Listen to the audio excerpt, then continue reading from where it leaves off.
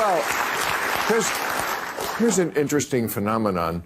Trump keeps getting attacked by people whose names describe him. No.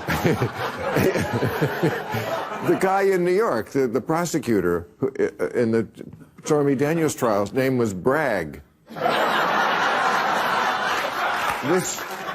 This crazy shooter, his name was Crooks.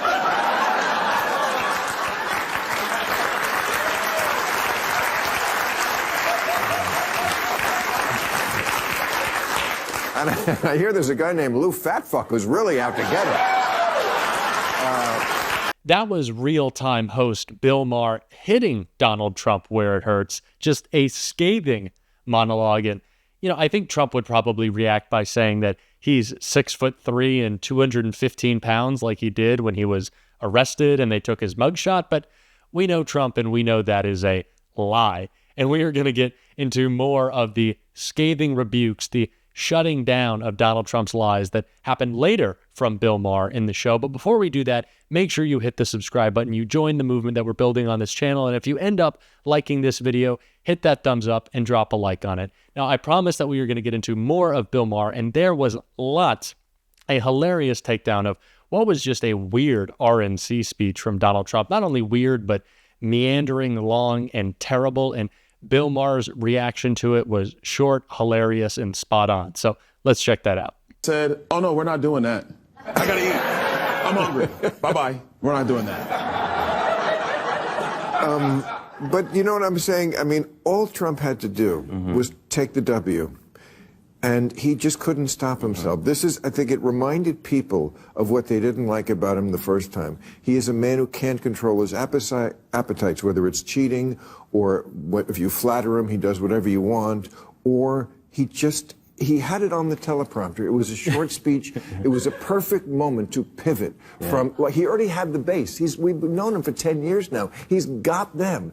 He just got shot. This was a moment, and he started to do it to say, look, I'm going to be everybody's president, because he certainly didn't do that in the first term. But, okay, new guy, a great reason for him to be a new guy. Right. Yeah. And he just couldn't do it. He had to start riffing about crazy Nancy Pelosi and... Oh, my God. I mean, Bill, it was like a MAGA fever dream, for Christ's sake. He sounded... I mean, to me, it's true, right? I'm watching it. It sounded like he was like trying to go to sleep, but his friend was there, so he had to tell him what happened that day. You know, he was like, yeah. And then wait. And then Hulk Hogan was there. You remember him, right? And Kid Rock. I think it was rapping. Kid Rock. He was cool. Wait. Where was that? I mean, that's what it sounded like. It's like, go to sleep. Go to sleep for Christ's sake. A couple things. First, yes, hilariously put from both Bill Maher and Larry Wilmore, just perfectly describing not only the strangeness of the whole convention itself, but really identifying the key components of Donald Trump's lack of character that always come out in whatever he's doing. It could be simply delivering a speech, but you can always learn every single thing that you need to know about Donald Trump. And Maher lays out the case perfectly. He is a person who can't control himself. He is greedy, he is vengeful, and he should not obviously be president of the United States. He shouldn't even be the Republican nominee for president. He shouldn't even be a free citizen right now. He should be having his cases prosecuted against him and being held accountable for the crimes he's committed. But we're going to get into that a little bit later. Maher and Wilmore put it perfectly. It was a terrible speech. It was meandering, and it really didn't make a lot of sense. And someone who wants to argue on the contrary, and Bill Maher perfectly shut down when he tried to, was Rep. Byron Donalds, who came on the show and was trying to make the case for Trump and his awful speech, but didn't really do a good job. Let's check it out. That he's trying to serve, which is everybody in the United States of America. But does it? Here's the things that bother me about him. I know no politician is perfect. I can let a lot of shit go. Right. But one, he doesn't concede elections. That's always going to be a deal breaker for me. Does not concede elections and has gotten all you guys to pretend that they won the last election. Two, he just lies. Like he doesn't even care or know what he's lying about. It just, I mean, I have a list just from last night The election was stolen. No, it wasn't. Crime is up. Crime is down. Worst inflation ever. It's been 23. It's 3.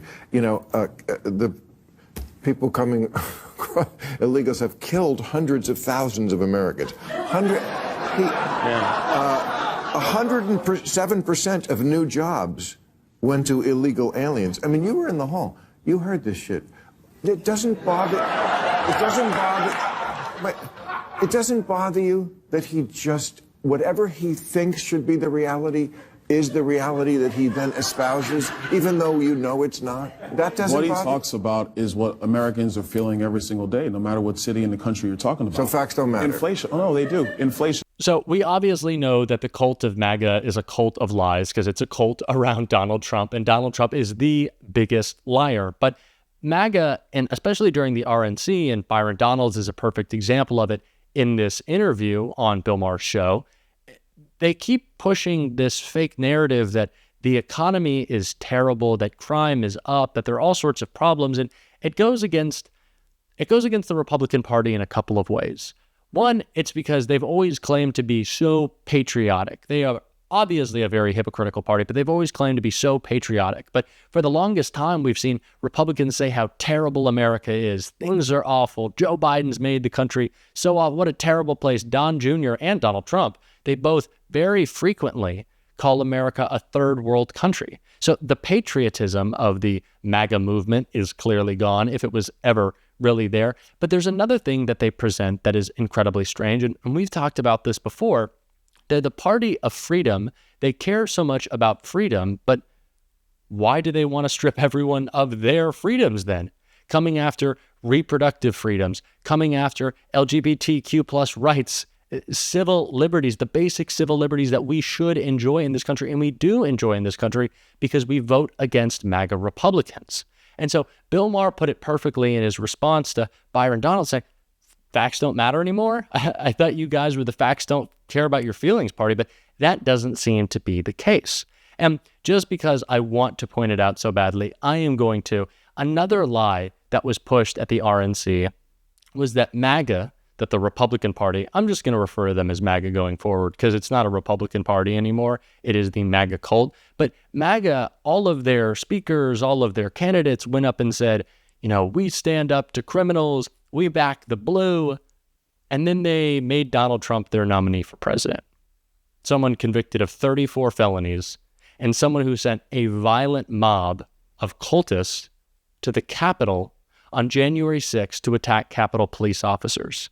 So although it wasn't directly mentioned by Byron Donalds, I think it is important to bring up every time we possibly can the hypocrisy of MAGA.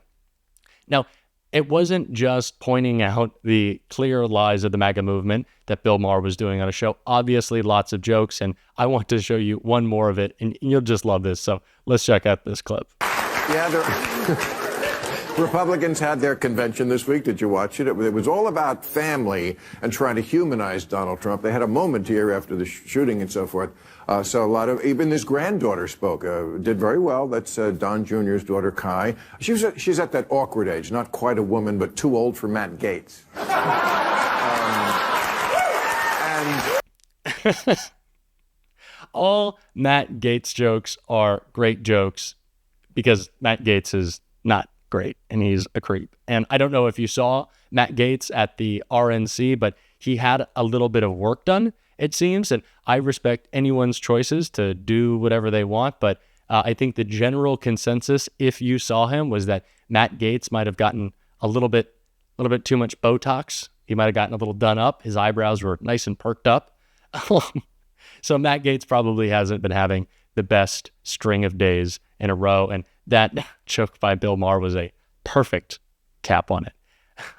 Just funny stuff. And we're going to be covering more of that show from Bill Maher, a different segment, Pete Buttigieg's appearance on the show. I didn't want to pack it all into this one segment, but if you would like to see that, make sure that you hit the subscribe button, you join this channel, because I'm going to be putting out a video about Pete Buttigieg's excellent performance on Bill Maher. So make sure to check that out. And if you haven't already, hit the like button, drop a blue heart in the comments as always to let me know that you stuck around till the end so I can thank you for your support. This channel is growing so fast. Just a day ago, we had 5,000 subscribers, and now it has blown way past 15,000. It is just so exciting to see, and it is because of y'all's support. It really means the world to me. So if you are a new subscriber, an old subscriber, let me know in the comments so I can personally thank you. I am so proud of what we are building here, and it is because of you. Thank you so much. It is so, so exciting. And until next time, I'll see you soon.